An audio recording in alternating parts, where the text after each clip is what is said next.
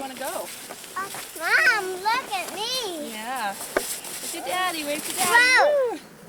Is it working? Wow. Mom, this looks Huh. fun. Wow. Mom, I want to get in the sled. What do we have to pay attention to? There she is, folks. Daniel. The love of my life. There's the lovely Camilla Boo. Yeah, say hi. Hi. How old are you? 4. What's your name? Camilla. Camilla who? Camilla Richardson. What are you doing? Playing. Oh. What is it right now? Is it quiet time? What's Daddy doing home from work? Taking a picture. It's a holiday today, isn't it? Uh-huh. It's Martin Luther King's birthday holiday. Tell me what you're doing. I'm playing. Okay. Say bye. Bye.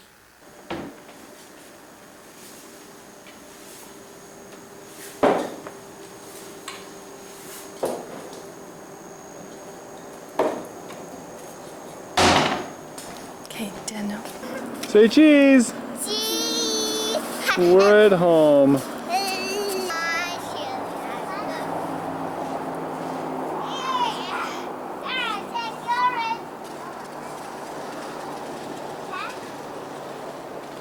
Hi. You ready to sled down? Yes. Okay. What do you say? Go.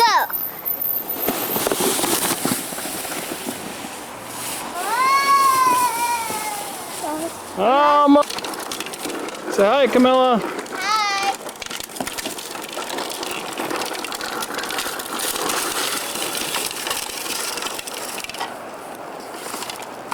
How was it? What? How was your ride? Good. Good. You gonna bring it back up? Yep. Go there. Whoa. Benja, look at Daddy. Hi.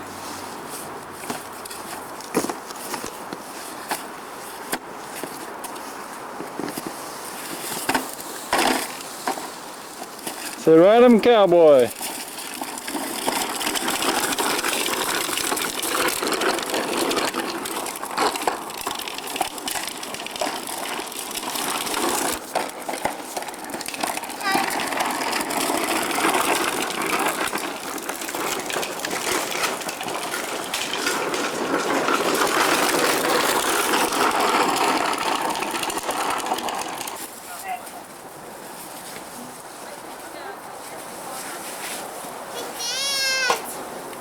Yeah. Bus. Help you what?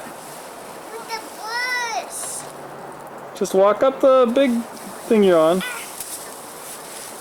Why don't you guys get out of there? No, we don't.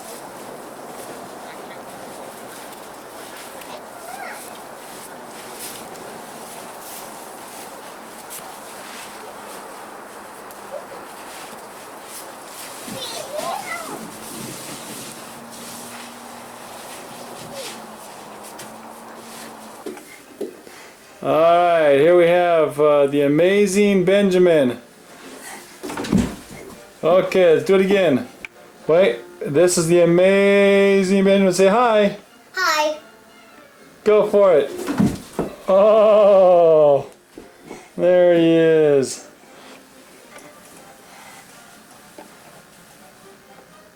Go for it. Hey. Hi, this is Camilla. I just wanted to get dressed as you told me to. Are you being obedient? Yes. That's a good girl. Yeah, so I can watch you even more. Tell me about your day today. What'd you do? I went to preschool and went outside and played. And I went on the the bouncy balls and played in the sand and got. I shot Lala. And I even washed my hands after playing in the dirt. Good. I shot Lala. Can you move, Camilla? Benjamin's gonna dunk it. Wow. Can I try the? I can. This is dry. Camilla, What? can you say hi? Hi. Tell What's- me what you're doing.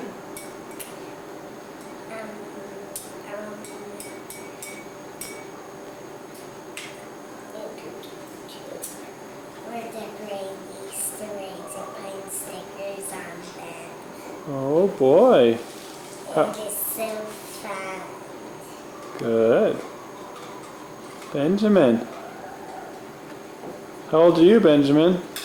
I'm doing that, this and this and this and that and that and that and that. Wow. I do cats and different colors. Can you smile for me? No. Oh, fine. Okay. Bye. Bye-bye.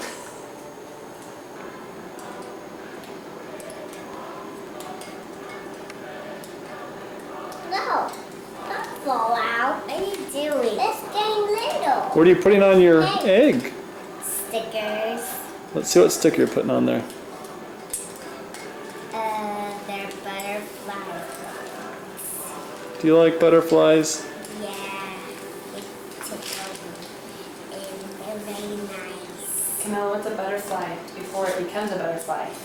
It's a caterpillar. It wiggles inside the cocoon, spins it, and then nibbles the food in the mouth and pushes the cocoons out, and then it's a beautiful butterfly. Yeah, you're right.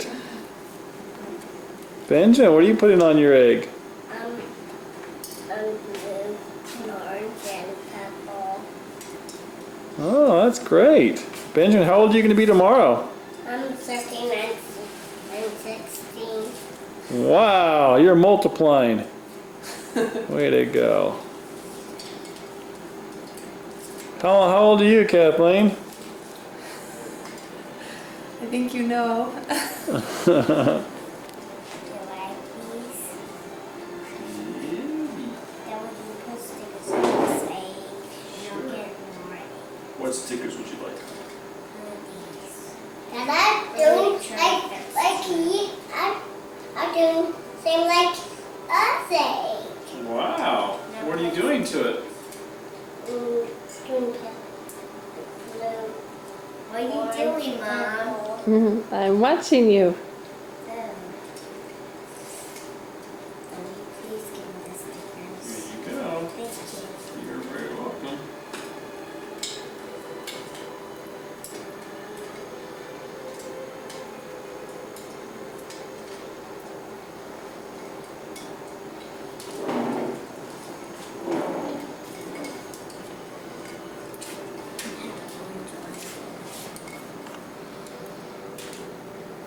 Benjamin, what color is your egg? Blue.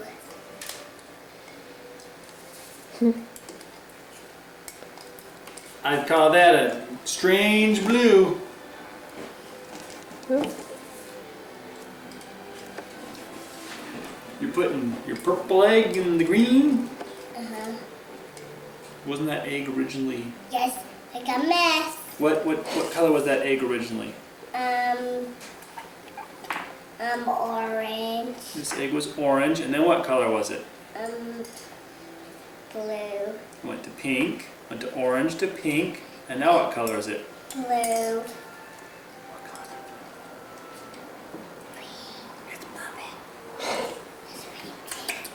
You're right, it's in a green, but it's... You both want to sit on the white couch? That's okay. Okay. Do one. Okay, here, Benjamin. This is from Grammy and Pa. I can help you. No, Camilla, wait unless he tells you. Okay. Benjamin, how old are you now? 10. Are you sure? Uh-huh.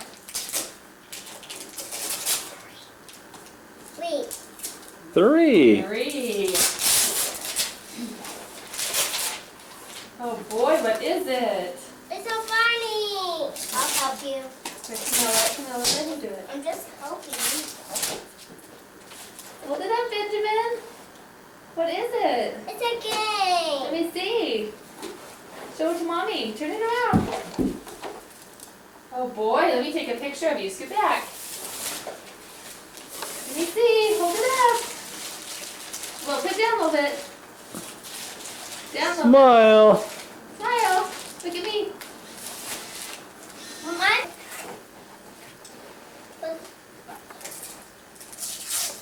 I think it's the CD. You think? I think it's a Chinese jump rope. No, it's a CD. I guess you're right. I know. Camilla, let Benjamin look at it. Look. Let him look at it first. What is it, Benjamin? A CD. Oh, of what? It's an Gozinga. Oh boy. That's great. I'm up food snacks now. Okay. Come over here and pick one. Okay, I'm my bed. Okay. Sarah, Benjamin, can I help you? We're gonna sit down on the couch.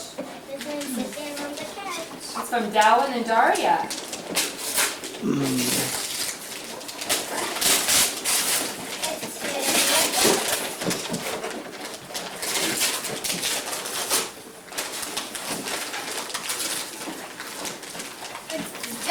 Don't help me. I'm just Camilla. Camilla, let Benjamin do this one. Guppy. It's a guppy.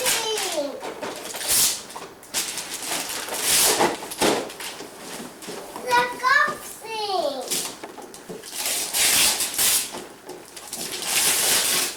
Good ripping. A guppy. Oh boy, hold it up. Let me get a picture of you. Let me see that. Hold it down a little bit. Smile, look at mommy. Benjamin, look at me. Smile. Say cheese. Cheese. I'm up. Oh, you want to open it up? Yeah, and play. Play with it a little bit. Okay. Oh, wait, Camilla, let's open it. One, Lala. Okay, thank you for the green one. Boy, you guys are going to have so much fun. That one? Which one do you want, Benjamin?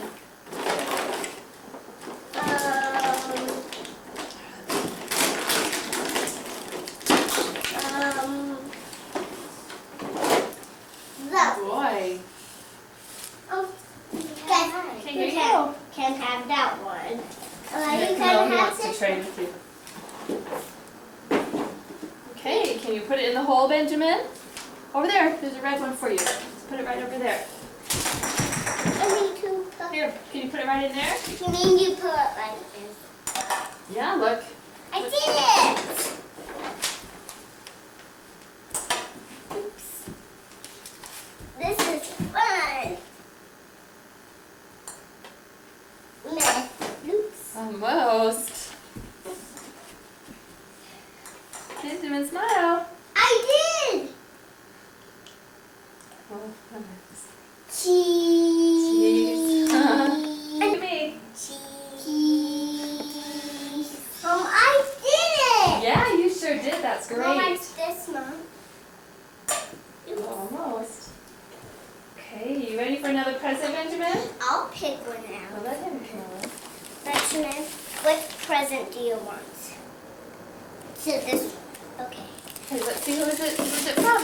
See who's it from. It says, Happy birthday, Benjamin, from Grammy and Pa.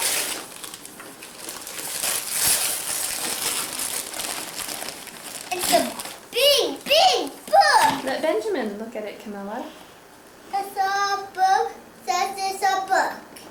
It's a book of the Big Blue Engine.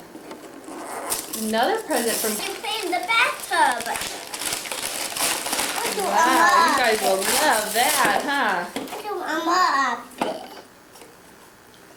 Wow. No, how do you open it?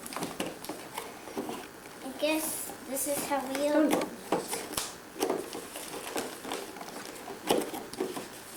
Wow, neat, it even moves. Hey Benjamin, you want to open up this? Yeah.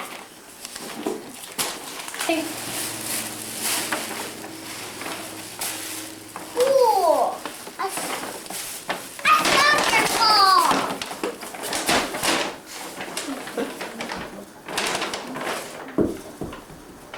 A soccer ball. Wow, show us. Wow, a big one. Let me see. Hold it up. Let's get back a little bit. Cheese. Mom, you That's can great. Let Wow. me try that. Wow. Neat. What's this, Mom? Our lefty. Oops. Alright, here we go. Here we go. It's been around this almost way. I made it. What's that? Good job, Daddy and Benjamin, huh? You can do it, Camilla? Come over here. I'll show you how. Come over by me. I made a Clark, Okay. Mom. Good. Oh, it got stumped. Here, I'll get you back. Oh, miss. Oh, that was right on target. Just a little too powerful. That's Lala's. Whoa! Oh. I made it. Wow, Benjamin, you're pretty good. I'm gonna play with something else. Okay. Oh, miss. Yeah, here we go. Like father like son, huh?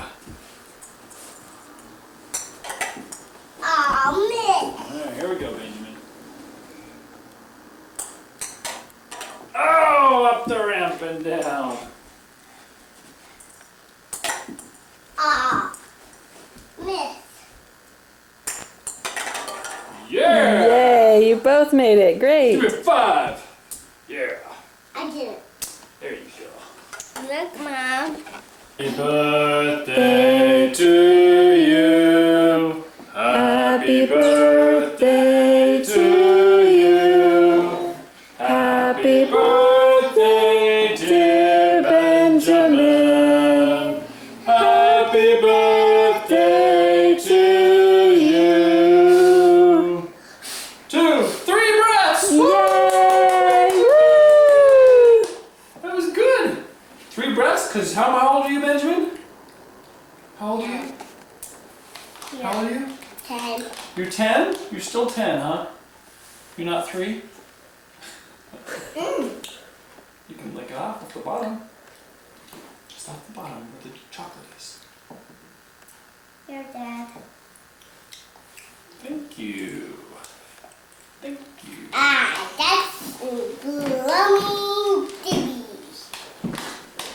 Okay. It's a glowing Let's pop. not pull this thing. I'm to come too. There's Camilla. How old are you, Camilla? 4.5. When's your birthday? July 10th. How old will you be? 5. 5. How wonderful. Let's cut the cake.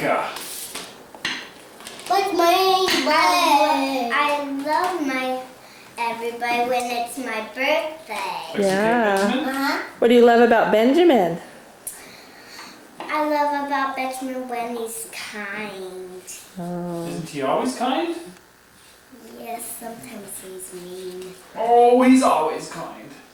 Just doesn't mean to be mean, huh? He's a kind boy. Okay, here we go, Benjamin. And I love everybody. Go, Benjamin. Mom, Yes. I want to cut it the whole time. Yes. I want to cut it. Oh, Cut it. I want to cut it. I Wanna help want me? to cut it. let me dish this out. Put your hand right here. Push. Okay, I'll get it. I'll get it. Oh, thank you, Benjamin. I have to do the next one. Okay, can I have your plate, Camilla? Oh, Go down, go down. Is that good cake, Benjamin? Mm-hmm. What kind is it? Orange cake. No, is your ice cream orange? What color is your cake? I know. What? I can't. Yellow. Is it yellow, Benjamin? It's Lolo. Lello cake and orange ice cream. Sounds citrusy to me. The citrus fruit phenomenon. Give mommy a big smile. Yeah. Can you give mommy a smile, Camilla? Is that good cake? Uh-huh. Good. They help decorate it. Oh, I see all the sprinkles. Those are great sprinkles, guys. Thank you. Okay. Who gave you presents, Benjamin? I got number 2 houses. Mark, Who else? Jason. Who else? I can't remember that house yet. Mommy, Pa. Who else? I can't remember that house. Did mommy and daddy give you anything?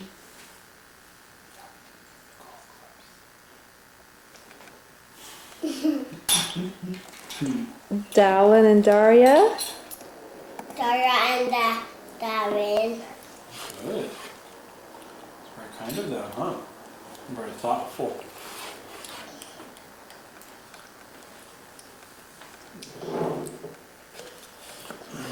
What kind of ice cream are you eating, Benjamin? Orange. Orange ice cream, huh? Is that your favorite kind? Mm-hmm. Good.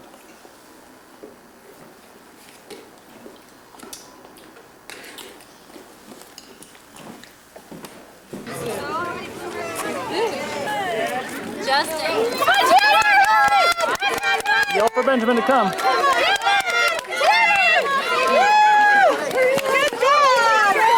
Hey, good job.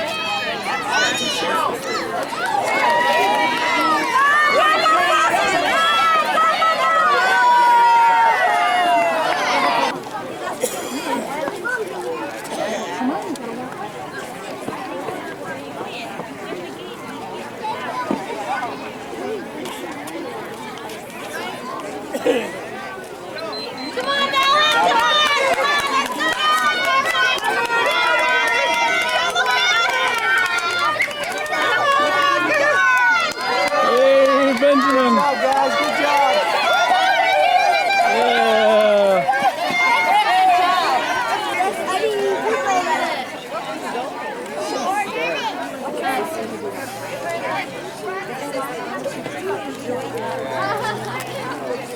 Get ready, Katie!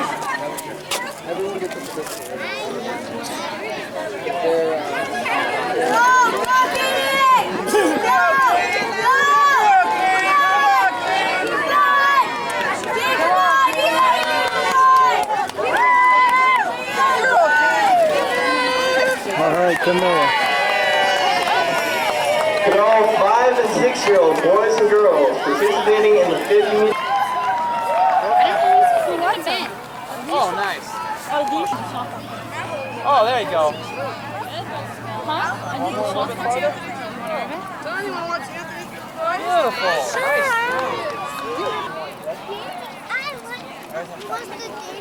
One. Nice. Nice throw. Go over that guy's head. Okay. Yeah, can you stop going over her head? Oh, nice. That was your best one yet. Good job. put your toes on the tape. Look, just like this. Copy her. Yeah, that would be 5 feet, 1 inch. That is really good. Good You got job. the idea. Now we're gonna do it for real. Okay, that was just practice. Okay? Do it 3 more times. Jump as far as you can. Way out here. Way out here. Swing your arms. Swing your arms forward. There you go. Wow. Awesome job. 5'3". 5 feet 3 inches. Do it 2 more times. Do another jump. Let's go, Camilla. All right. Woohoo! Come all the way out here. Put your arms back. Swing forward. Good job. Yeah. 5 feet 5 inches. Wow, it's farther, Camilla. Try. You are doing awesome. 1 more jump. Go as far as you can. As far as you can. Out here, way out here. Oh, yeah. Yeah. 5 feet 5 inches. Way to go. Way to go. All right, Camilla. Camilla, are you ready? Your turn, Benjamin. Okay, why don't you take a try? Just jump. See how far you can go. How old are you? 3. 3? Okay, Benjamin, jump as far as you can. Jump as far as you can. All right. 4 feet 4 inches. Okay, toes on the tape. There you go, right there, right. First jump. See how go as far as you can. Jump as far as you can. Out here. All right. 4 feet 5 inches. Good job, Benjamin. Way to go. Way to go. Out here. Out here. Jump as far as you can. No, you gotta do. Come out both feet at the same time. Do it again. Here we go. Good job. All right. 4 feet 7 inches. Hey. 1 more time. You get 1 more time. One more time, Benjamin. Okay, jump out here. Wow. 4 feet 7 inches. Way to go. Hey. Okay, let's go. All right. Welcome to Camilla Richardson's. How old are you, Camilla? 5. When's your birthday? July 10th. When's that? The 2nd day. When? Tomorrow. All right. Okay, we have some presents for you. I Woo-wee, what a stash. Okay. What a good-looking mother. Okay. Heavy, heavy hangs over thy poor head. What do you wish this person? Are you happy I'm doing this? Yes, this is great, Kathleen. What do you wish me, Camilla? a pair of skates. Woo! A pair of skates. Thanks.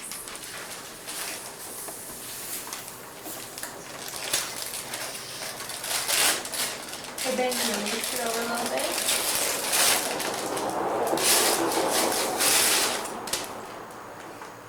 Iron. A curling iron so we can curl your hair on Sundays. So when you go to church, it can be all curly and pretty. What do you say? Thank you.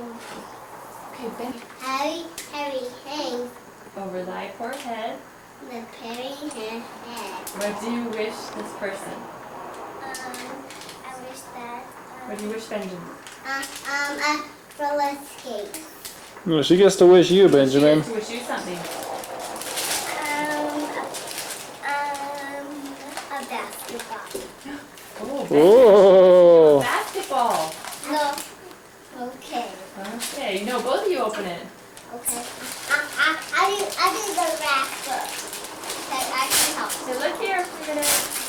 Look at mommy, Benjamin. No! Look at mommy. It's a doll for me. No, it's for me. What's for me? No, Arnie, these are Lala's presents. Hold it up, Camilla. Turn it around. It's a doll for me. Hold it up. Move, Benjamin. Benjamin, can you let me take a picture of Camilla? Benjamin, come here. No. Let me just take a picture, then you can look at it, okay?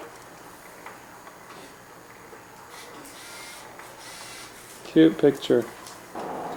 Yeah, you like that. Turn around, Benjamin. You turn around, Benjamin? How do you take care of a doll? You feed it and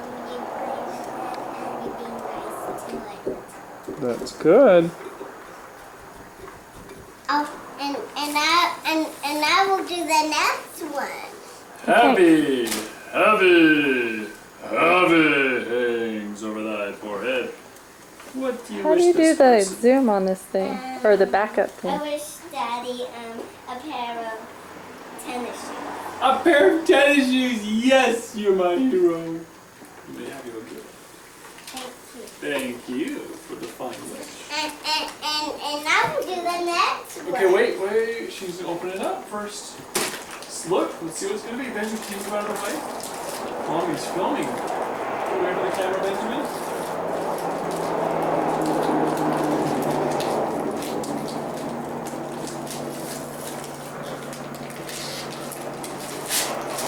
What could it be? That's a big, whatever it is. It's bubbles. Oh! Bubbles for Benjamin, and we can take a bath. Fun. It's for Benjamin and Yala. Oh, good. It's for two of us. Two of us. That's good. Okay, Benjamin, Cause your turn. I will put it in the basket. Okay.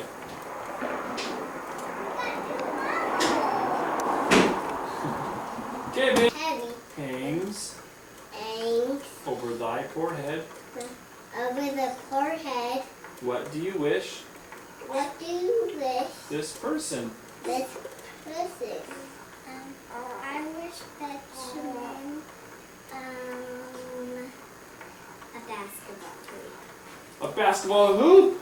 Okay, give it to Lala. What could it be, Benjamin? I will help Lala. You can help a little bit.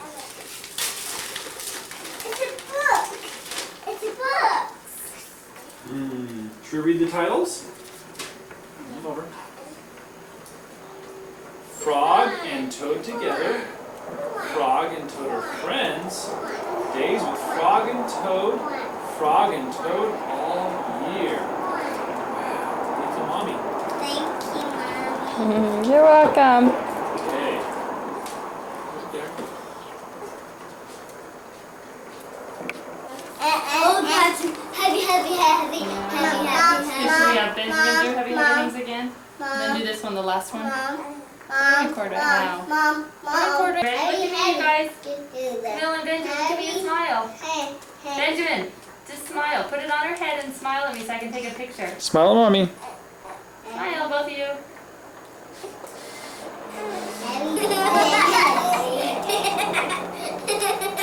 Try again, Benjamin. Okay, ready? Heavy hangs. Heavy. Do that. Heavy hangs over thy forehead. Heavy. The hang. Over thy forehead. The forehead. What do you wish What do you wish this person? this person? I wish Benjamin a picture. Oh, a picture of what? I will hope that No, honey, let her open up it by herself this time. I will hope. Army. Hi, Logan. Hi, Daddy. Thanks, Mommy and Daddy.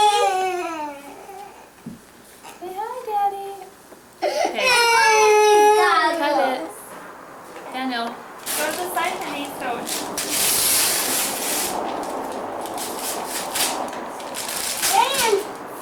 Fans. Hey, Benjamin, move, honey. Benjamin, move. Please.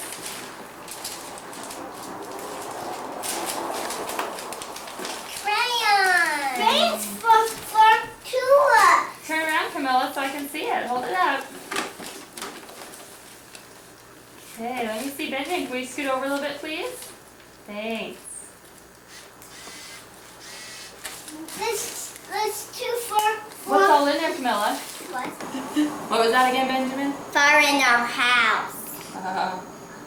Happy birthday to you. Happy birthday to you. Happy birthday, dear Camilla Babu. Happy birthday to you. Hey, Camille, that was great in one blow. Yay! So how do you feel now that you blew out your candles, Camilla? Look at the camera and tell me how are things. It was fun. What was the funnest part? Giving out my presents and blowing out the candle. Oh, good. So how do you feel now that you're 5 years old? Good. Oh, yummy. I love licking those candles. So Benjamin, what was your favorite part about the birthday party? Blowing out the candle. Did you blow them? No. No. So Logan, what do you think about life, huh? That's what I thought. You're speechless. You're a sweet boy. Oh, that's enough. What do you think, Kathleen? I think things are wonderful. Excellent. I think so too. Next time I'm gonna take the camera. Introducing the marvelous, the Lobsters, doing the dishes on the day of Logan's blessing. So how's your day been, Kathleen? It's been a great day. Really good. Good. Good. What was the highlight of the day for you? Eating lunch. Eating lunch. Yes, you prepared a marvelous lunch. Yes. Well, good. We're glad you're happy. Benjamin. Well, what's your name? Benjamin. What's your last name?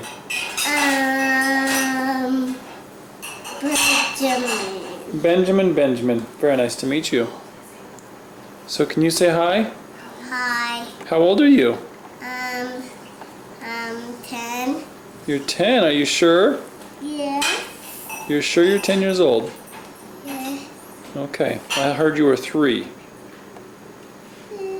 3. I am 3. Oh, that's good too. You're 10 plus 3. All right. What's your younger brother's name? Camilla. Your younger brother's name? Camilla. No, I heard it was Logan. So what happened to Logan today? He cried. He cried. He does that every day. And What got happened? his finger. Yes. What happened today that was special for Logan? He was really close to church. He did what at church? Play at church. Was he blessed at church today? Yep. Benjamin, please don't do that. Don't do that. What? When was I little? When I was 4? Let's see. When I was 4, I lived in Texas. I lived in Austin, Texas, and I was a little girl with an accent like Texan people talk. And I'd say y'all, and I wore cowboy boots, I wore a cowboy hat, and let's see. And I was the only child. I didn't have any brothers or sisters when I was 4. And I was just kind of like my dad's little partner. And he used to take me to work with him all the time when he'd go to work. And he had a friend who taught me to say that I wanted money. He says, but tell him you only want folding money. You know what that means? That means you don't want little coins like quarters and nickels and dimes. You want dollar bills. And he taught me to say I want folding money. And I had a good life when I was 4. My mom and dad loved me a lot, and I was the only child in the whole house. Camilla, Benjamin. Dams. And we lived in Austin, Texas. And so I got to go to the dam with him when they were building dams. Benjamin. They wore these big hard hats because they were pouring concrete. And so they have to, are you listening? And so they would have to wear, Camilla, they'd have to wear these hard hats on their head so that if something came down, it wouldn't hurt their head. Have you ever seen the hard hats? Their We construction have hats? Grandpa Burke's hard hat Yeah, we still have- at the house, so when you come visit us, we'll show it to you. Yeah, and that's what they wear so they're not protected, so their head's protected so they don't get hurt. So I got to wear a hard hat when I went to work with my dad up on the dam. What color was your hard hat? My hard hat was silver. That was a metal one. Was But it was it? a real big one, so it all kind of fell down on my head. And you know, all the pictures my mom and dad took of me went through a flood, so I don't have any pictures of when I was young. Did you ask Pa a question? Where did I live when I was your age? Well, I lived in Pocatello, Idaho. That's a town in southern Idaho. Best way I can tell you is it's not too far from Bear Lake, and it was 173 miles from Salt Lake City. We used to drive and travel to Salt Lake City a lot. But I lived at 1528 South 2nd Avenue, and I lived there all my life until I graduated from high school and went away to college. I lived in that same house. And I was the 6th child of 8 children. And so I was, had a lot of brothers and sisters. I had 2 younger and 5 older than I was. And I grew up in that house. It was a very small house, if you can believe it. There was only 1 bedroom in the whole house. And that was where Mom and Dad Walker slept. And then we built 1 bedroom in the basement, and the rest of us slept in the basement in beds kind of like a dormitory or a big A-frame house. They had 1 bathroom. And we only had 1 bathroom, and that was tough, because I had a lot of sisters. Why did you do sport? Why did I do sports? Yes. Oh, because I loved them. I had a lot of fun playing sports, and lucky enough that I got good enough that I could play well enough that a lot of people wanted me on their teams. What sports did you play? Oh gosh, I played mostly baseball, football, basketball, and track. Those were the 3 or 4 sports that I played mostly. But I played a little soccer here and there. I skied a little and things like that. But I never developed the skill in those sports that I did in football, basketball, and baseball, and track. Didn't you letter in those sports, or? Yes, I lettered in all of those sports in high school. And then in college you I went was on a to 4-year play. letterman in high school in Wow. 3 sports. And then when you went on to college, what sports did you play there? Went on to college and I ran track, played basketball, and played football. And when Grandma knew him, he was playing baseball for the military. And he got a batting trophy for being the best batter. And Grandma doesn't know what she's talking about because it was softball. Oh, well, okay. Sorry. Played softball. I played on, first of all, I played on the transportation squadron and played for them, and I pitched for them. And then we had another guy on our team that was really a good pitcher, and so I played shortstop when he pitched. And we won the base tournament, went on and won the Alaskan Air Command tournament. And then I was chosen to be on the All-Star team, and we played the All-Stars from Elmendorf Air Force Base, and we beat them too. And he got So we a had a pretty big good trophy, team. Benjamin. Ask Grammy about the piano. Ask Grammy about playing the piano. I didn't have a piano because my dad would only buy something that would either have a little ones or that would make money, so he would never buy a piano. So my mother really got upset with my dad, so they bought me an accordion, and I learned to play the accordion. And so I played the accordion for a long time, and then I wanted to take piano lessons, but we didn't have a piano, and my dad would not buy one. So, you know where I practiced? I went to school, and at lunch I practiced on the piano at school when I was in 6th, and when I was in 7th and 8th grade. And all the kids would come in and sing, and it was terrible practicing time. And so I would just play anything that they liked to hear, that they would sing along and think was cool music. And so then I didn't start studying piano till I was a sophomore in high school. And then finally my mother said she was going to buy a piano no matter what, so she bought a piano. And I only got to study in the summer in Alaska because it was too cold to, and the roads were too slick to drive from Palmer. By then I was living in Alaska, and it was too slick to drive from Palmer, Alaska to Anchorage, So we had to just go on Saturdays. That's the only time I could take a lesson during the summer. I took piano in into my sophomore summer, my junior summer. That was it. So you started piano lessons in high school? Uh-huh. Wow. You were kind of self-taught until then, Yeah, or? well, I learned to read by playing the accordion. And then in band, oh my gosh, this is a funny story. In band, I thought I was playing the B-flat tenor saxophone, but it made this awful sound. And so I played really soft. And finally, the band director was not really very good. And finally, he stood there and he jumped up and I says, "Oh, my blankety blank blank," some bad word that you wouldn't say. "That's an E-flat alto saxophone. No wonder you're off key." I was playing a B-flat tenor music. Oh boy. So that kind of gave me a complex about music. Oh, you're excellent now. You're very good now. And so then I finally, then for Christmas, I got a B-flat tenor sax, which I still have. But You still play? no, not very well. I haven't played in years and years, but I could probably if I practiced a She little. can still play the accordion. I Yeah, know isn't that down in our basement? In the basement Yeah. somewhere, No, your it's- accordion? It's a moth-eaten one now It's in my not closet. Now we have to, we offered to buy her one at Christmas time, but she would never go over and I'm gonna pick get one it. I'm out. gonna get it. It's I too wanna late. hear We it. lost the deposit now and I'm gonna everything, get it. When did you lose it? because it expired. Well, move, please. Well, you'll get to it, I bet. Yeah. Anyway, so then I played. Then I took when I went to BYU. Then I took piano lessons. And then is that when you started playing the organ too?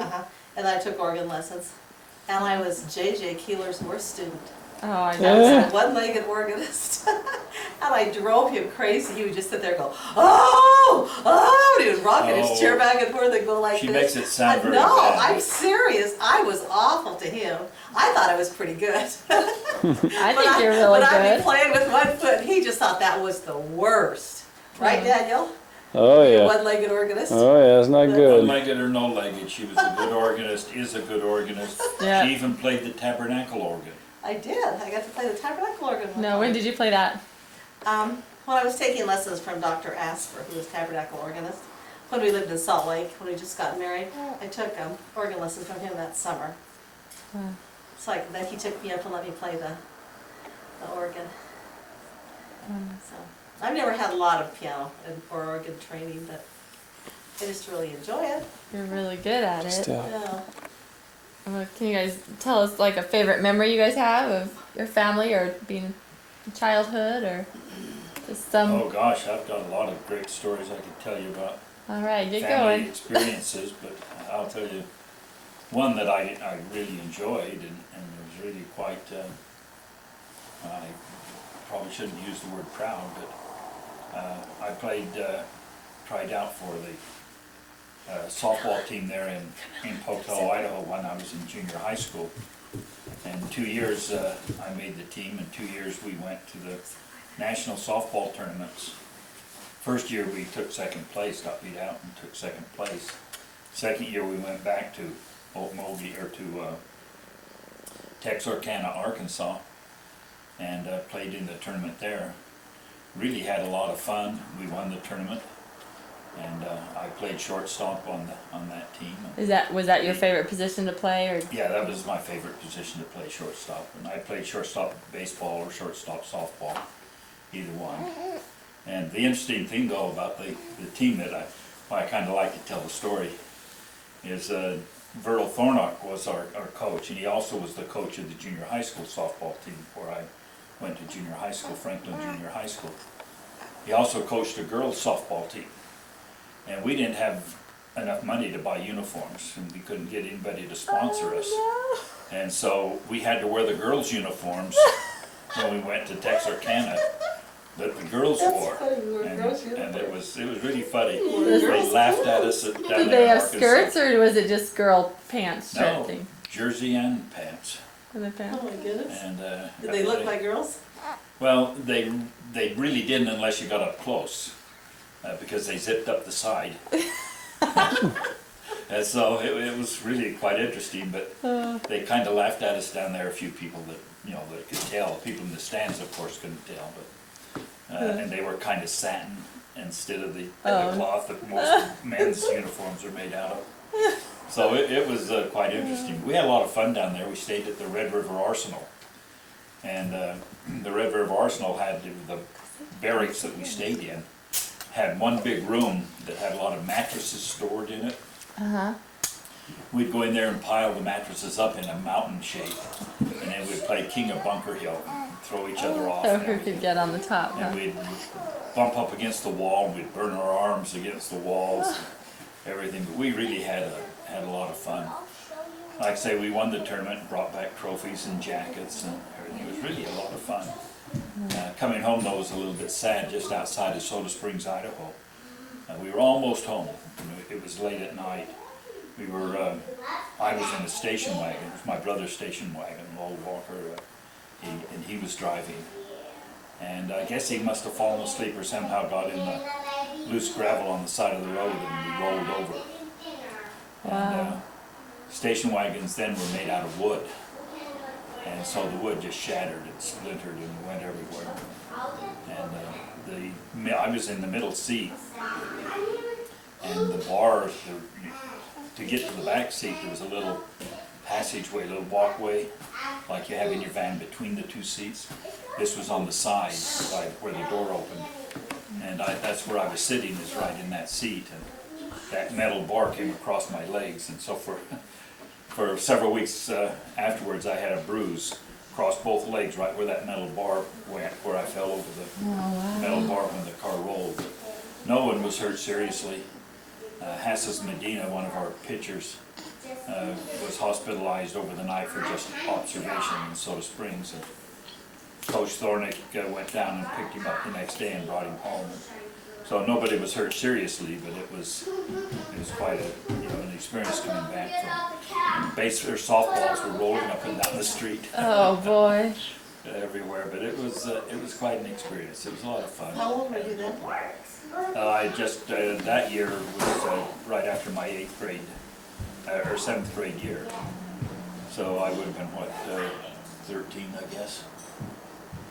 You guys were young, traveling across the country. Oh, it was fun. Another interesting thing, though, about the trip, going down, the highway took us through Longmont, Oklahoma, or Longmont, Colorado, I'm sorry, Longmont, Colorado. And I was half asleep in the car, and I just woke up as one of the people in the car mentioned something about, look at that Flatfoot. And they were on horseback. Police were on horseback in Longmont, Colorado, which is up in the mountains outside of Denver. And the highway that we were on, though, took us through Longmont. And the windows were all rolled down because it was hot in the summer. And I guess when I woke up, I just blurted out something about, where's the Flatfoot?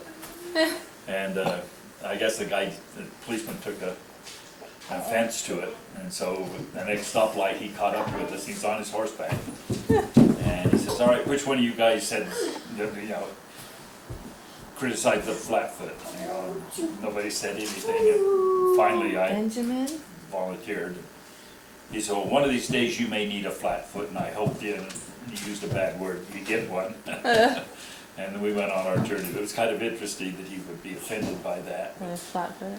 But it was interesting, too, to see a mounted policeman in Longmont, Colorado, in a city. But, I just seen those in New York. yeah, Can't seem to get you through see them the- in New York, especially in City Park. Yeah. Cars They don't say, go. Yeah, because they But you can't. sometimes see them in the traffic too, Yeah. but generally you see them Longmont. in City Park. But this was a main street of downtown Longmont. Of course, if you've ever been to Longmont, there's not much there. It's a very small town, and it's up in the mountains. But it was really quite interesting. Along those same trips going down, we had quite a bit of difficulty because we had some ball players on our team, the Medina brothers, Hasses and Joe. They were both Spanish Mexicans. And a lot of restaurants wouldn't let us eat there. Oh. And so it was one time we really got mad in Oklahoma.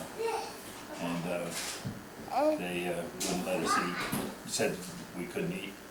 So Hasses and Joe went back out to the car, and we went in and ordered dinner, several of us, and then left without paying. We didn't eat, just left as soon as we ordered, let them cook it, but, which was not a very nice thing to do. we'd have so many refusals and had those kinds of problems going. Was your I'll make protest? this a paper airplane. We didn't appreciate Peter it. Benjamin. Hassus and Joe, especially Hassus, was our hero because he was a softball pitcher. The paper airplane. Those were some What's good my experiences. paper airplane? Tell us that one story I remember about you guys wearing your jackets and your coach said you don't need to wear your Oh. jacket because they'll know you're good or something like that. We were getting ready in high school, and Coach Murdoch, who was just an excellent basketball coach, and he was a member of the church. He was very much a stickler for rules and regulations,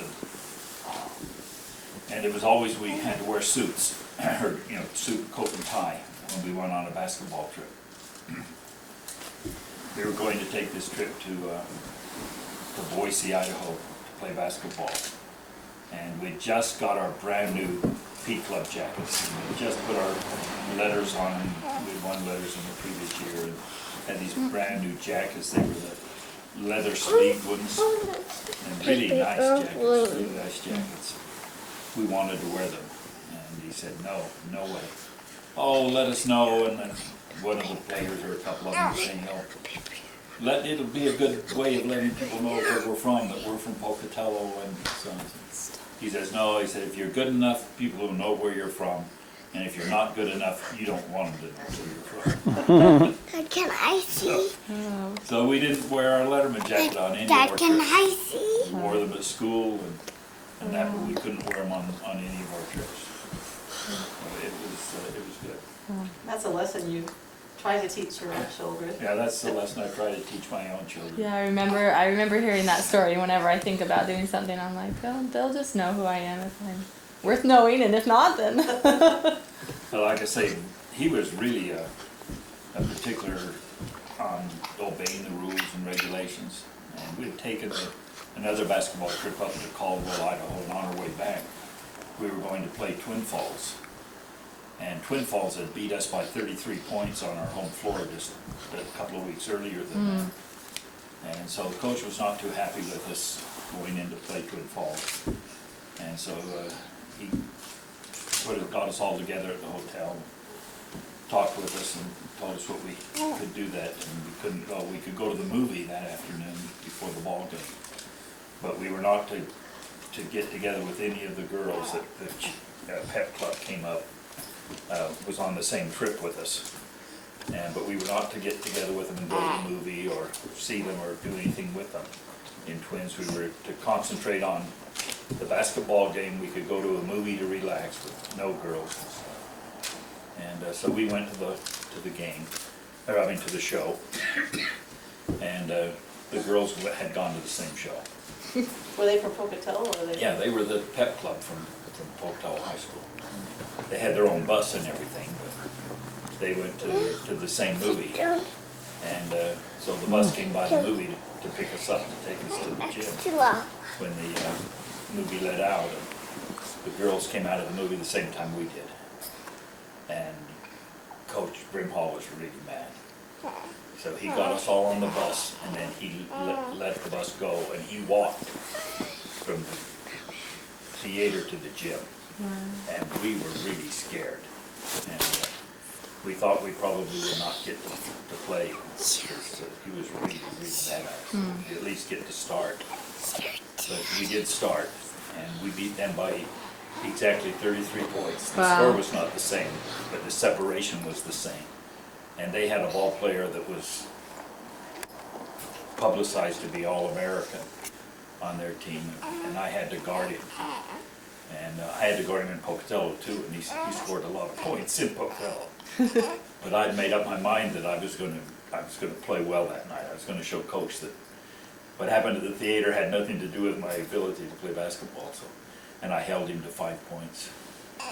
So it was Not bad. And usually he scores in the 30s himself. Wow. So it was a good defensive stand for me, and I guess Coach Hall appreciated it. He never said anything, but it was good to beat them. And so those kind of memories last forever. Yeah. Were you a things like junior, that happen. senior? What were you? No, it was a senior year. It was a senior year. But it was good. What are some memories you have, Mom? Growing up. Of anything, just something that you're fond memory. Oh, well, let me think about that. What about you talk with him some more? Tell him about that story about you and Marilyn driving in the car. I think that's the funniest story. Well, that parents didn't own a car. All we had was a bicycle. And my dad rode the bicycle to and from work. And eventually they thought, well, we probably need a car. And so my dad bought an old pickup truck. And it was really an old one. And it was parked in the backyard and facing the house. And we had a little driveway that came up from the alley towards the back porch. And Dad was gone to work, he rode his bike to work, he never took the truck to work anyway. And Marilyn, who is my sister just older than I am, we were out in the backyard playing, and we decided we were going to play in the truck. So we got in the truck and we were playing. And she was at the steering wheel and I was in the seat with her. She was just able to reach the pedals. And I was doing the gear shifts. And so when you pushed down on the gas pedal, you also pushed on the starter at the same time, and to start the car. And just as she did that, I shifted it into a gear. She pushed in on the clutch and then pushed on the gas, and I shifted it into a gear. And boom, the car went forward right through the back porch. And it was terrible. I mean, it did a lot of damage to the back porch. Gosh, I thought us rolling the station wagon down our driveway in Rockville was. Rockville, yeah. Did anybody get hurt? Nobody got hurt, no. You just went right into your house. Just damaged the front end of the truck a little bit and went right on. Well, the porch was not a porch like you normally think of it. It was just about maybe 3.5 feet wide, and it was kind of a weather porch that you'd come in and then go into the house. And so it was just that outside wall that got damaged, so it didn't bother the house very much, but it did a lot of damage to that porch. And Dad had to repair it and everything. But it was, that's what 2 young kids can do when they don't know what they're doing. How'd you get the keys? Did you just get You them out know, of the house? I don't even remember, but I imagine that the keys were somewhere on the Just wall, hanging hanging on the wall or something. And we just got them. I don't know. I don't remember anything about where we got the keys or anything. I don't remember why we got in the truck to play in it, but we did. Did I catch how old you were when you did this? Pardon? How old were you? Oh gosh, I don't know. I guess I was probably only about maybe 6 or 7. How about your sister? She would have been 9. Man. It was quite an experience. Yeah, somewhere she's written that up, so we'll have to find that and get it you guys for your Yeah, I'd like that. Yeah, it was. That was a pretty bad thing for us. That's probably one of the worst things I've ever done, though. Well, I remember when my dad owned a service station when we were at Davistan. He was a civil engineer, but he was never satisfied with just doing a government job. He always wanted to do something more because he was very ambitious. And so he was a silent partner in this gas station. They had just one gas station down there. And it was, this gas station provided all the gasoline for all the Utah construction work, big trucks and everything to build the dam there at Davistan. And so my dad would work during the day for the government, and at night he would run the service station, and he would bring home all the money in these little bags. And I can remember when he'd come home, Mommy and I would just run to the door, and we would get to count all these silver dollars because it was about 100 miles from Las Vegas. And so they had these big silver dollars at that point. And so we would sit there and count all this change, but particularly we'd count these big silver dollars, and then he would give us, quite a few each night to keep. And so at one point we just had hundreds of silver dollars. And I don't know whatever happened to them because now they'd be worth a lot. But that was fun. And then I remember when I had graduated from BYU and we were living at Eielson Air Force Base, which was about 26 miles north Well, it was kind of northeast. northeast of Fairbanks. And you'd have to go through the guard station. And so as I would go through, they would stop me every time. That even though I had a pass on the car, I was working in Fairbanks, which was 26 miles away. I was working for Wing Alaska Airlines. And so when I try to, come through the gate to go home each time, the MPs would stop me and they would look. The APs, they would stop me because it was an Air Force base. They'd stop me and they'd look over they'd make me show my ID so they would know where I lived and my address and everything. And then they would call the house and they would say, I remember some of the stories were so funny. They were always trying to get me to go out with them, and of course, I didn't. But one of them called one time and he said, we just found an engagement ring. And we were wondering if this belongs to you. I was so dumb. I said, well, of course not, it's not mine. And he says, oh, he said, well, I was wondering if you'd go on a date with me. It was really funny, but it was really a kind of a fun experience, a real morale booster to live on this Air Force base and be a young single girl. Because there were just lots and lots of pilots, and there were lots of just plain old guys on the base. And so my parents are always very particular. They were very choosy about who I went out with, and I could never go out unless, I knew them or they knew them or, something. But it was funny. I had all kinds of funny stories. And I remember moving to Alaska when my father was one of the second people in command there at Klutna. And that was 50 miles south of Anchorage, and we had gone up originally from Arizona. We moved up there just for a year to build this hydroelectric plant, which was going to give all the electricity for the city of Anchorage, which was the biggest city at that point, and they didn't have a lot of electricity. So I remember when we were driving, we came up, my dad and his friend drove up the highway because the friend wanted to get up the highway, wanted to get to Alaska. He didn't have enough money to go, so my dad said he would drive. And one of the funniest stories, he said, they took this old car, and his friend Rick was a younger guy who never had very much money. He didn't have any education, but he was just, my dad always seemed to pick up these stray people and help them and, kind of feel sorry for them. So my dad said, okay, the government will pay me for traveling to Alaska, so I'll drive your old car, and then you'll be able to get to Alaska, and then I'll get up there too. So he drove up to Alaska, and they said that there were lots of turns on the road, and he said he kept turning and turning and turning, and my dad was driving, just all of a sudden he said he turned so much the steering wheel came off. And he said, and Rick was sitting in the front seat next to him. He was sound asleep, but he just put the steering wheel in his hands. He said, "It's your turn now." And we laughed about that story. That's so funny. I don't know how they didn't have a record of the details, but that's just a funny story. I can still remember that. And so anyway, so my dad was in Alaska. He was trying to find a place to live. And I had just graduated from high school, and I was getting ready to, to go to college. And so we were driving. My dad had picked us up. He had met us in Anchorage, and he had picked us up there. Well, they were having maneuvers, and oh my gosh, I just can't remember how many military guys were on the road driving these big military trucks and everything. And here I was sitting in the car. My mom and my dad were in the front seat. Romney and I were in the back. And we were driving along the road. These guys were whistling all these cat calls and woo, woo, woo. And they were just, and I was so embarrassed finally. It was just so embarrassing that, and I guess they didn't see many girls up there, I don't know, in Alaska. But anyway, I finally got down on the bottom of the car.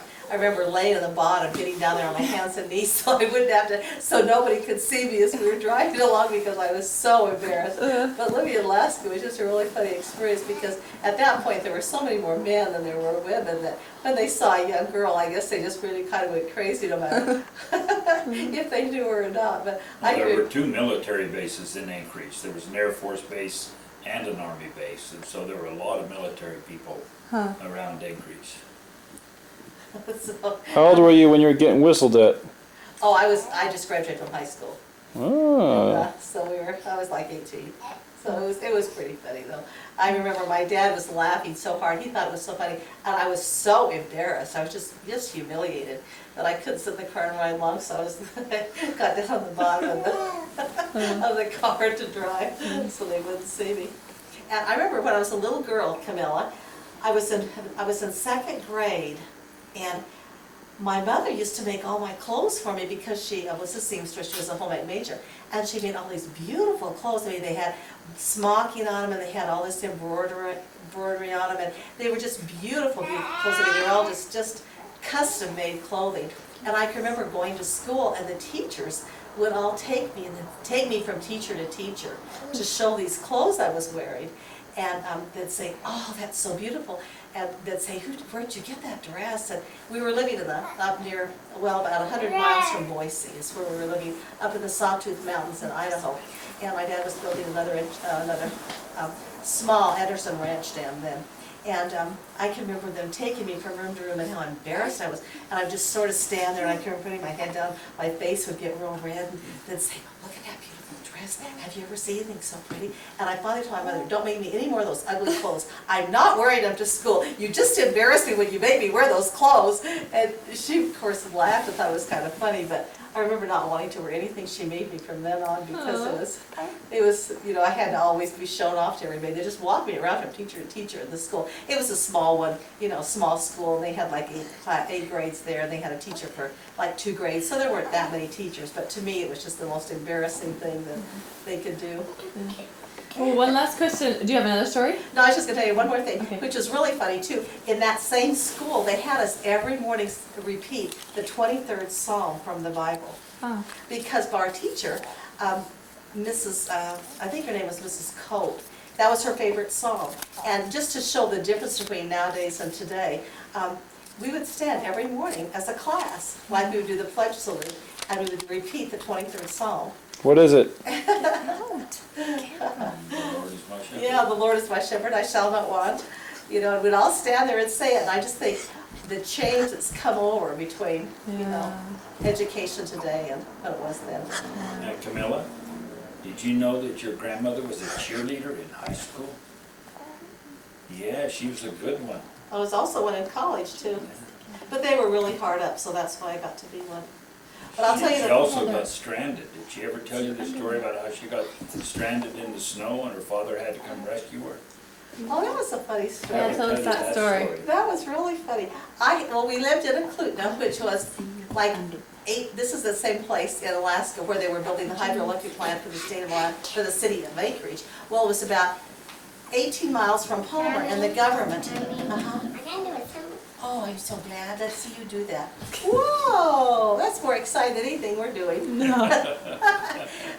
Anyway, we used to go to the dances, and I was in high school. I'd moved to Palmer just when I started high school, and Can you teach us? we went in the car. Well, my dad used to take us all the time in the car because he was really worried about me traveling with other people. My parents were really very protective, and because when we got ready to move to Alaska, my mother was really worried. She went and talked to the bishop. She got a blessing from her father because here she was taking this young girl to Alaska, and I was the only member of the church, only girl in my high school. There were 2 boys who were the bishop's sons, but in this high school, there just weren't any LDS people. They didn't have seminary, they didn't have young women's, they did have a branch, but not very much else. And so my mother was really worried that we wouldn't be active in the church, so she just did everything she could to make sure that we both, you know, ended up with strong testimonies, which we, you know, both have. We've both been really strong. But anyway, so You were talking about getting lost in the snow. oh, and so I had gone. We used to go to Palmer to the dances on Friday night. Well, I had gone on a date, and my parents were really explicit that I had to be home at midnight. And if I didn't get home, I got punished severely. So, and I was always a girl who always minded my mom and dad. I was kind of like Camilla. I was just very obedient and very good, and my parents could always depend on me. Well, we were coming home, and there had been a snowslide, and the snow had fallen down off the mountain on the highway. and we couldn't get through. It was like over 6 feet high, you know, and so here the car was trying to get through. And so, and there wasn't any way to get around or through. We had to wait till the snowplow came, you know, so it could plow it out. And so everybody was all worried, and I said, and I remember saying, I'm not worried, my dad will come find me. And they were kind of laughing because I knew that my parents would just come looking for me. I mean, they were just really, really,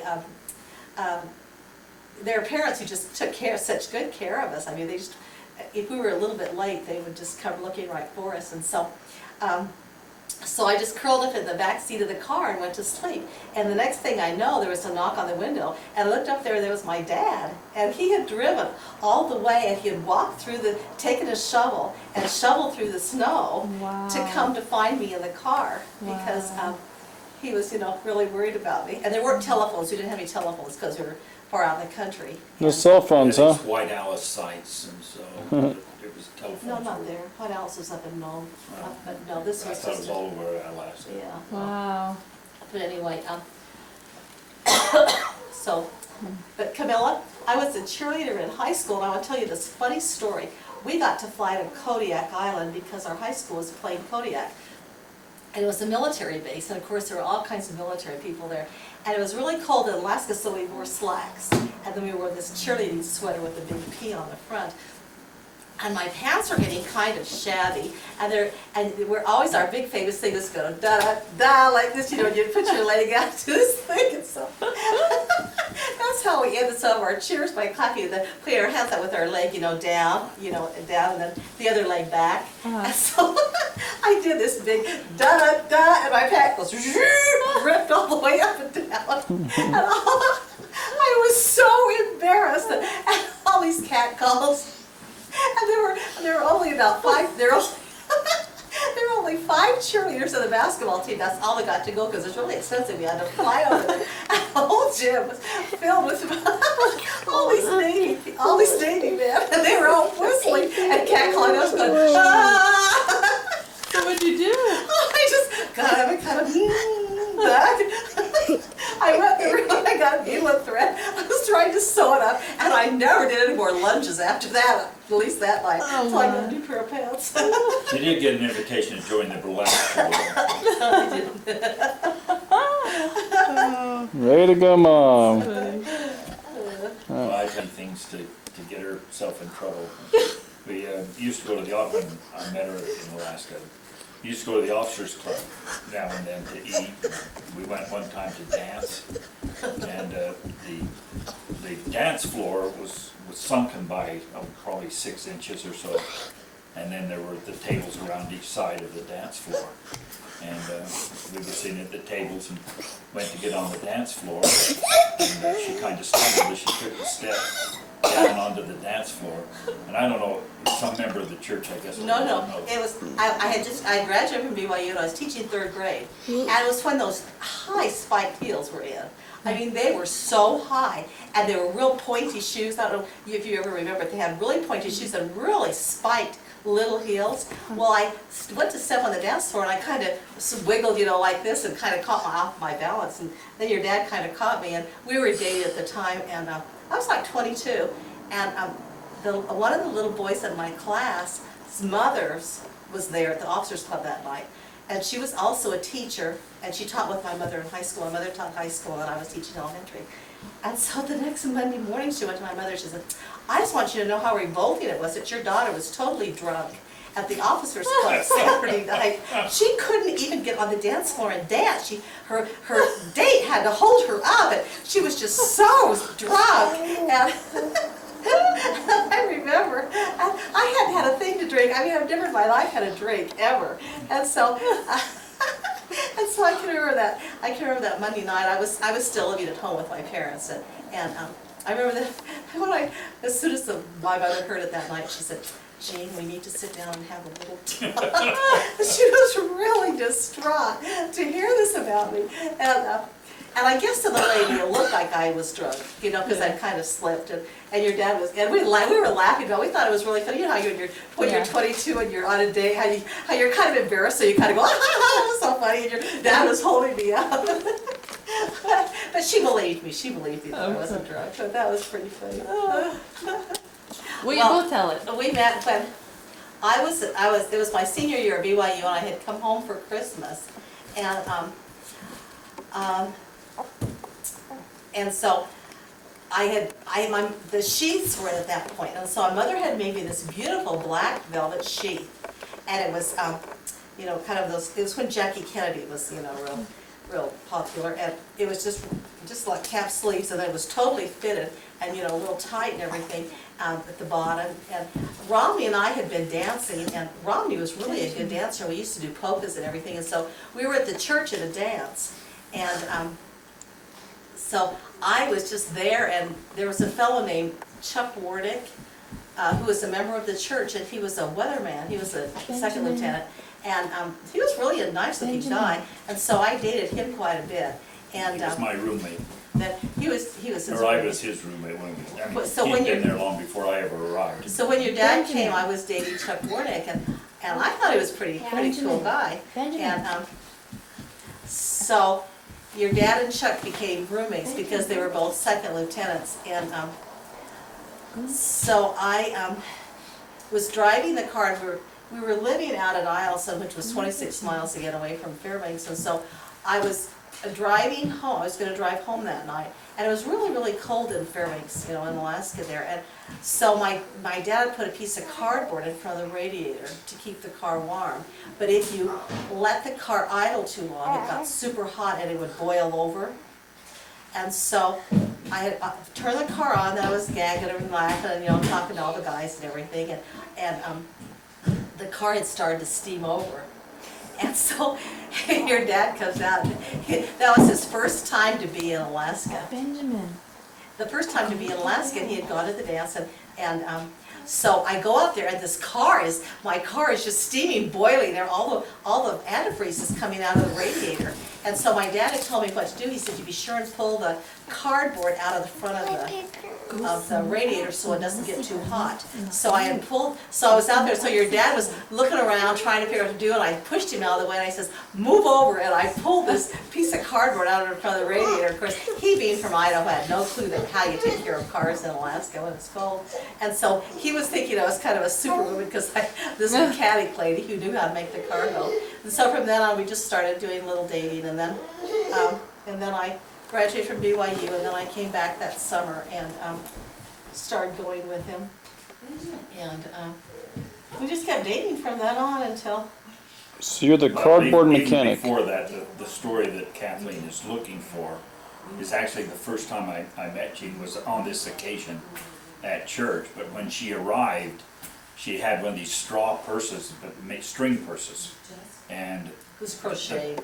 kind of a crocheted purse with these string handles that you carry, and she had a pencil in it that came through the purse, and it marked up her dress that she was wearing. This was at church on Sunday. And at church, I guess it was, at church on Sunday. Was it the Sunday before the car thing or after? Yeah. No, the car thing happened at Christmas time. Then I went back to BYU and graduated from BYU.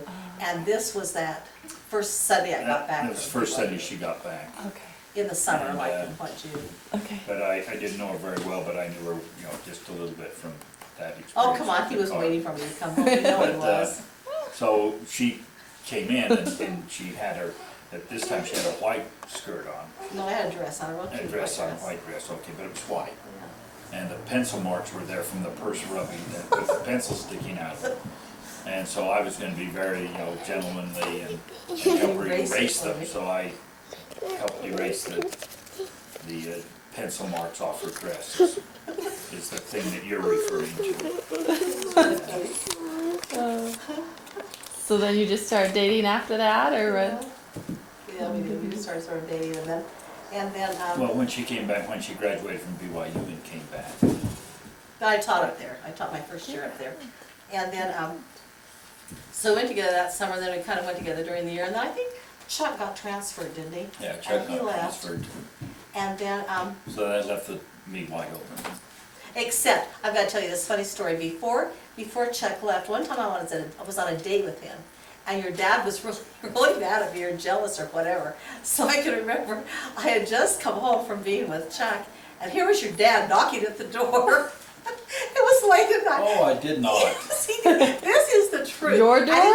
yes, he had his clothes on, but he has pajamas under his clothes, so I could see his pajamas and he came over to see me. I guess to make sure I wasn't getting too serious with Chuck Warnick. It was pretty funny. I remember sitting there, and my mother and I looked at him and said, well, it was like midnight or something. I said, well, come in.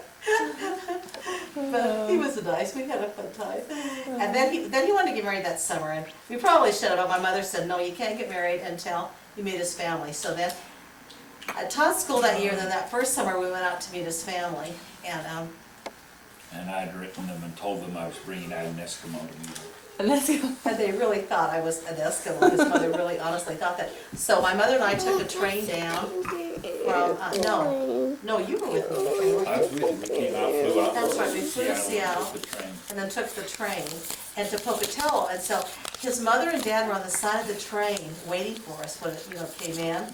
And your dad was waving at him. They were looking for an Eskimo. I mean, they really thought I was going to be an Eskimo. You should just dress up like one. I should. Well, he didn't tell me that. I didn't know that he had told him. Or I probably would have played it to the hill too. But anyway, because I'm bringing an Eskimo from Alaska to meet you. They were pleasantly surprised, but surprised. So then I met his family that summer, and then we went together until we got engaged the following December. And then he got transferred and went down to Laredo, Texas. And so then I stayed and finished teaching, and then we got married in June. In Salt Lake Temple. Bowling, what else were we in charge of? Oh, the boating, the water skiing. All that. So I bet everybody wanted to date Dad so they could go on all these Well, there weren't fun that dates. many girls in Alaska, so that's why I probably got him, because I was about the only girl around, I'll have to admit. But we got to go skiing, we got to go bowling, we curled, I went to all the movies we wanted to, got to go free and all these things. So we just had the greatest time, and I was just teaching, so I had all my nights free. And I don't know, were you were. And we really had a lot of good times. We went to water skiing and everything. but Oh, he was a really- state missionary at that time, so that kind of cramped our style a little, because he had to go off the missionaries. But when I was recreation services officer, it was on a weekend in the winter time, and I was over at Gene's house and visiting, and got a call that to come on out to the hill, that they had a problem with the pommel lift. And went out there. You know what a pommel lift is? It's a little round thing you sit The on. pommel lift is a lift that takes you up the hill, but it's a long pole with a rubber disc or a plastic disc on the bottom of it, and you put it between your legs and kind of sit on it, and it pulls you up the hill, as opposed to a chair lift Oh, okay. or a rope tow. Okay. And so we had a problem out there, and the problem was that some officer's wife, Some colonel's wife. some colonel's wife had Pinched sat on herself. the pommel lift And it and was it pinched her rear end. The And rubber she was. was really mad. They wanted to know what I was going to do about it. So I had to come out and face this lady and talk with her about her pinched rear end and get the pommel lift fixed. So there's some really crazy stories about that. Oh, we want to hear all about those sometime. Well, we will, but Daniel's got to give his neck a break there. Hey, thank you very much for the story. This has been so much fun to learn all this. Kathleen might have heard. Do kids even know? No. No, I do. Well, what a terrible thing. What kind of primaries do you go to? I'm appalled. I have a family here in Perth. Family here on earth. Here on earth, they are so good to me. I want to share my life with them through all eternity. And this can be together forever. Through Heavenly Father's plan, I always want to be with my own family. And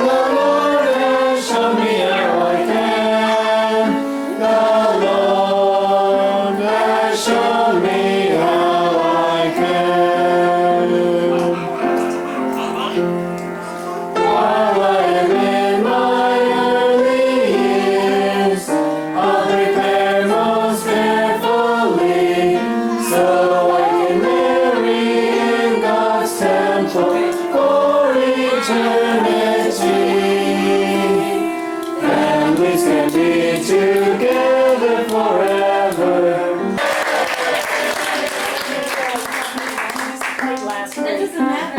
I don't know. This is just to warm us up for Joel. Very nice. Okay.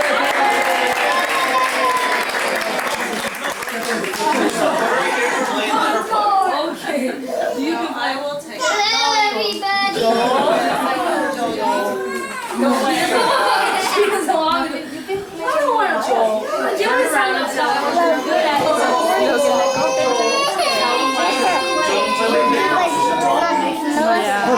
First big break and we better critics.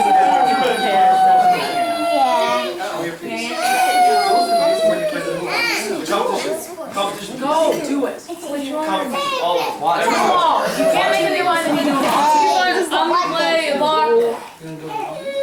Prelude. Not anymore.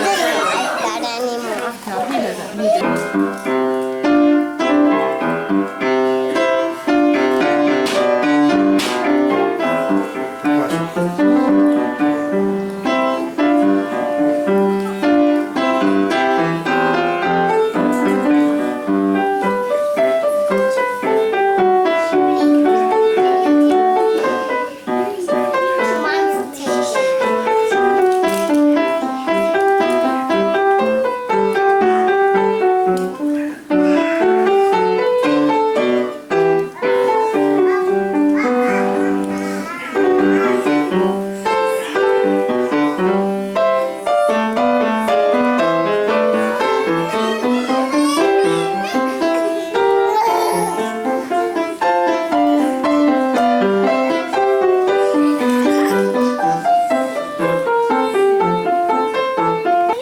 I stayed up from about 12:30 to 1:30 picking out notes and just kind of figuring the song out. And I have no clue why I did it. This thing is not plugged in. What's it called? You did it with the talent. This is called. Is that one plugged in? Oh, it is. Take out the light. This is called Robot Theme by the Aquabats. By Andrew. By Jimmy the Robot. And I'm just, what do you call it? Stealing a song. You're gonna play with your toes? It's a cover. I'm covering this song, that's it. Yeah. I know it's heard it many times.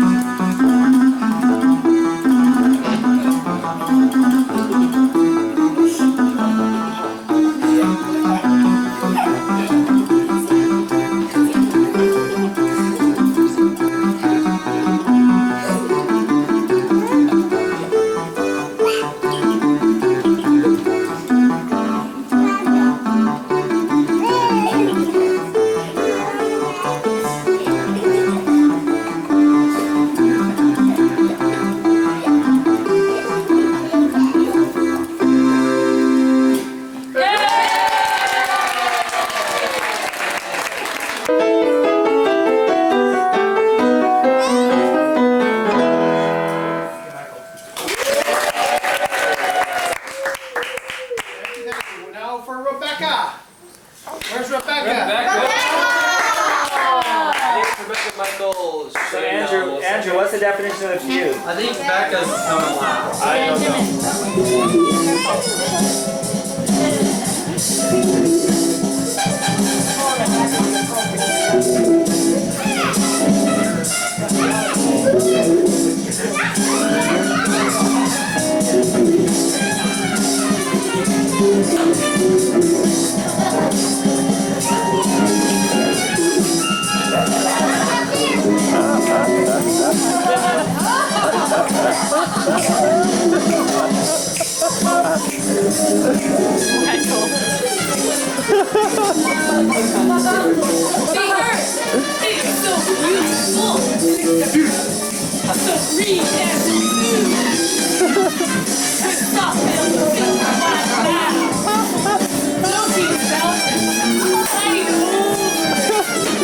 Always.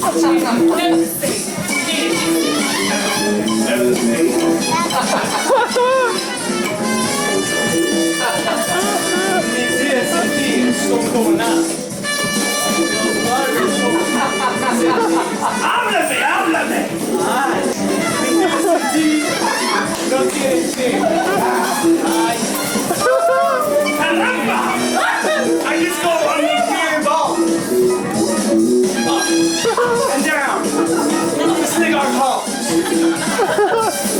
get the heebie-jeebies. What am I here? I'm trying to say the John Travolta. Toma pelota.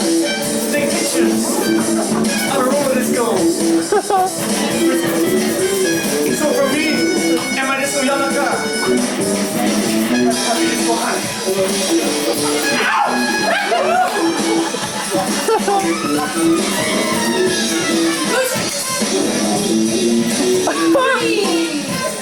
Sweet cream cocktail! Punch! Parenthetic!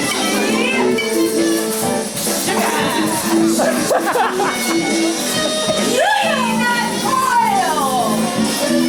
Cocoa! Processed chocolate! Wait! Salt? Caramel! I got slapped!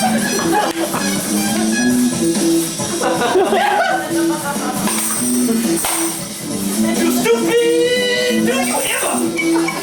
Don't have to call my own. Oh! Soupy the fat. Fat on the pan. Fat on the fire makes the fire grow higher.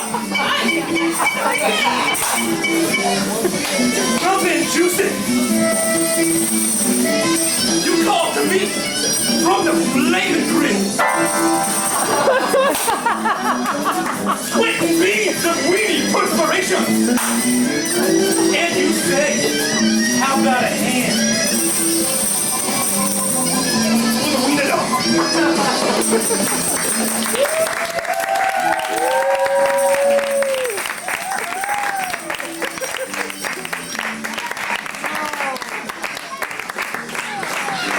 What have we lost? We don't own them. They don't belong to us. There you go. What was that? She went hit! Hey, what was that? Be afraid. Be very afraid. 3, 5, 7, 9, 11, 13, 15, 17, 19, 21, 23, 25, 27,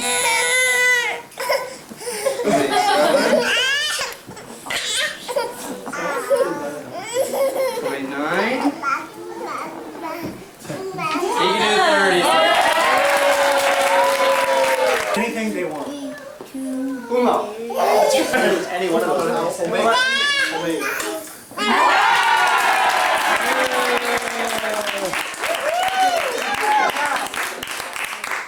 For the grand finale. Oh.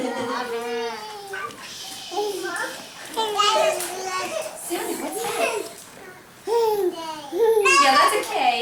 B-O-O-K. What's that?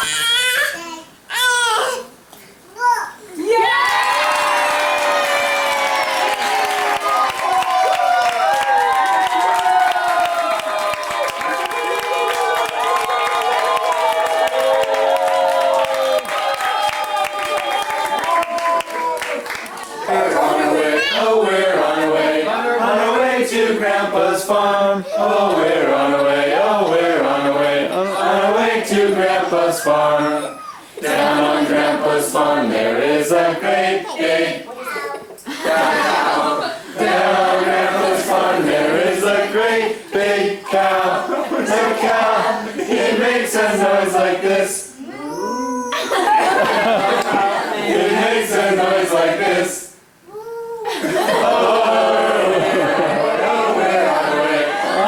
To Grandpa's farm. Oh, we're on our way. Oh, we're on our way. On our way to Grandpa's farm. Down on Grandpa's farm there is a great big A giraffe. There is a great big giraffe. A giraffe. It makes a noise like this. makes a noise like this. Oh, we're off on there is a great big horsey. Down on Grandpa's farm there is a great big horsey. The horsey, it makes a noise like this. The horsey, it makes a noise like this. Oh, we're on our way to Grandpa's farm. Oh, we're on our way to Grandpa's farm. Down on Grandpa's farm there is a great big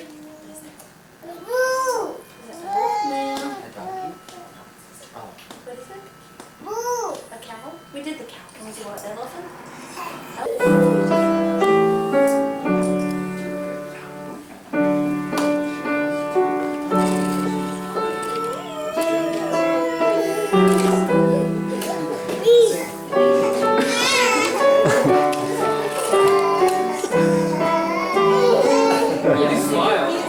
Listen, Raven, listen, Raven. Benjamin.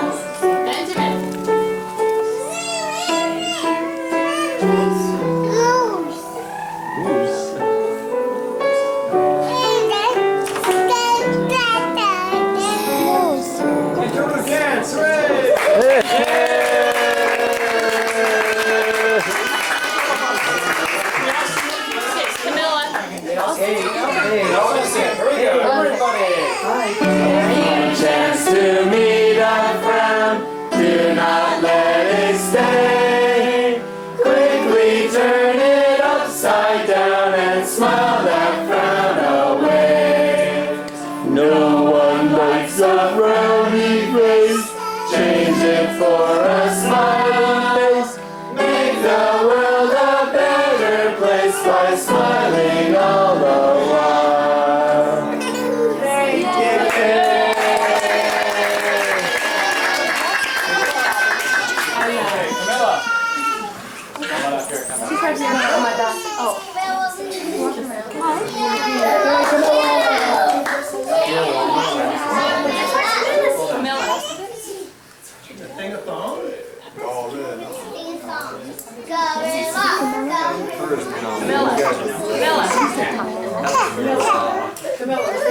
I like your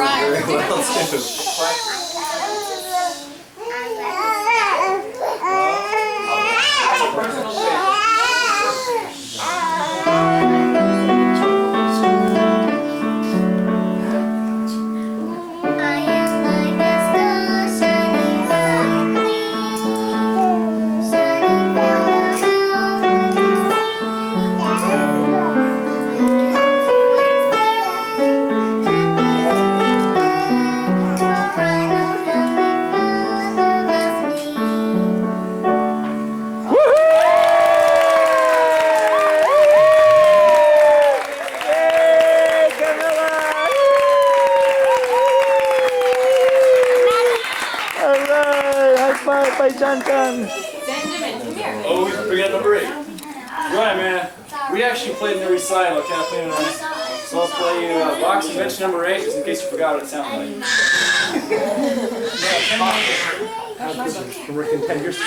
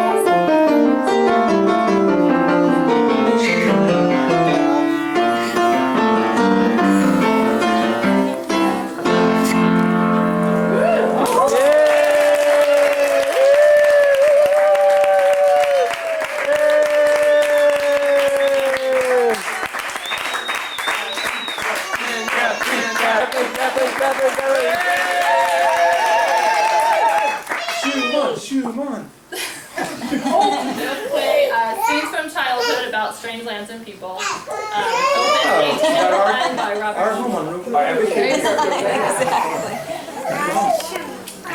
The only one I can play for me. Still going.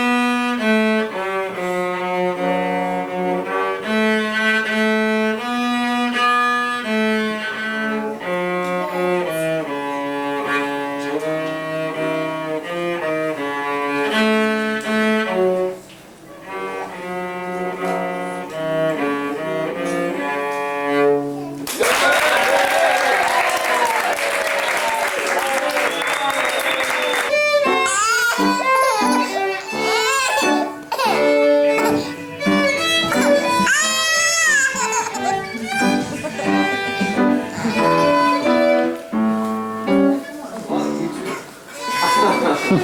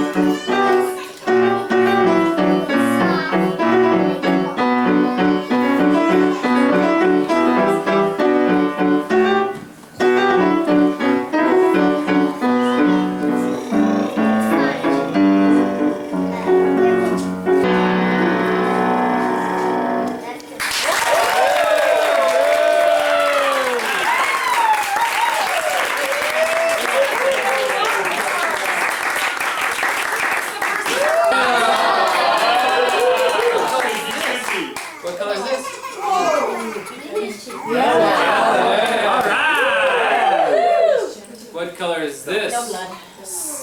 63 Corvette split window coupe is what color?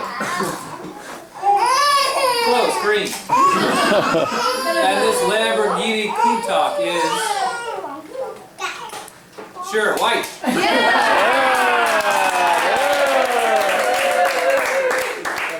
What color is the cup? Yeah? I saw it.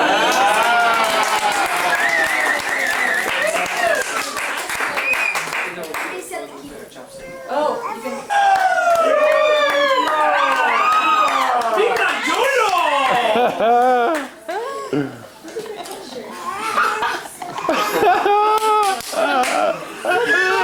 Being manicured? Stay tuned. They're not the bee.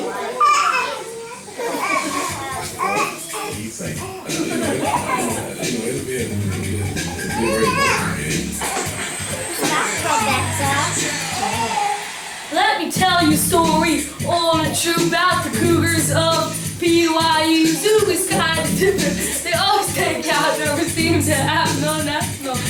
Cova's kind of sleep until about September 1st when they build the stadium until it's ready to burst. Return missionaries, Cole was making noise, pulling lighthouse and the Osmond boys. When it starts to rock, the crowd starts to scream. No drugs, alcohol, or even caffeine. Stay so straight, do you have any fun? Yeah, we beat number one team, the television.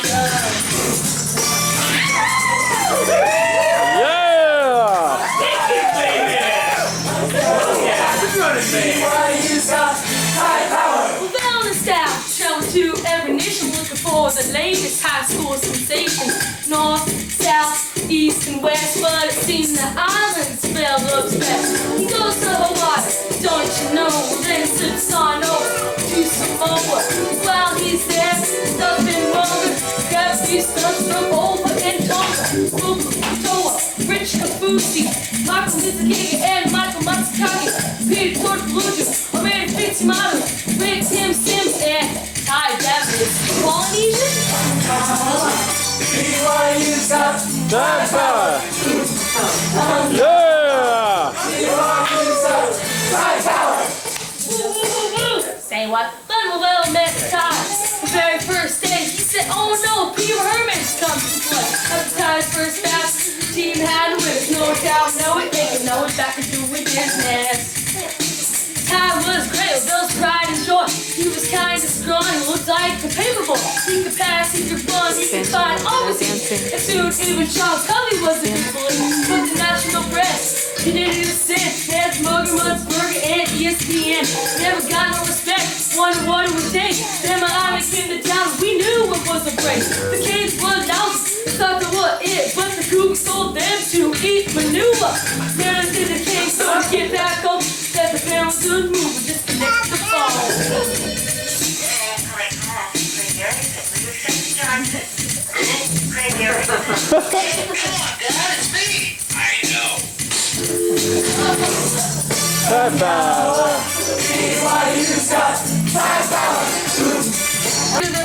He's a long tall taken by the name of Tide. That burn. He throws it up. Once it's on, he don't care. Model makes a grab on a better stop and stare. Corey on the drop, there's a way to slow him down. Chris Smith mixes the catch, runs to the touchdown. Brody kicks it up. You never run it back. Michael makes a hit. You can hear the heads crack. Straight blocks it pass. It never had a chance. Ryan Mitchell intercepts and does a little dance. Houdini on the street. Graffiti on the loose. Makes the other guys look at Fred Mertz and Al Lucy. He goes to run with a spoon of a torpedo. Boys makes the catches that look great and neato. Angawa, BYU South, High Power. Angawa, BYU South, High Power.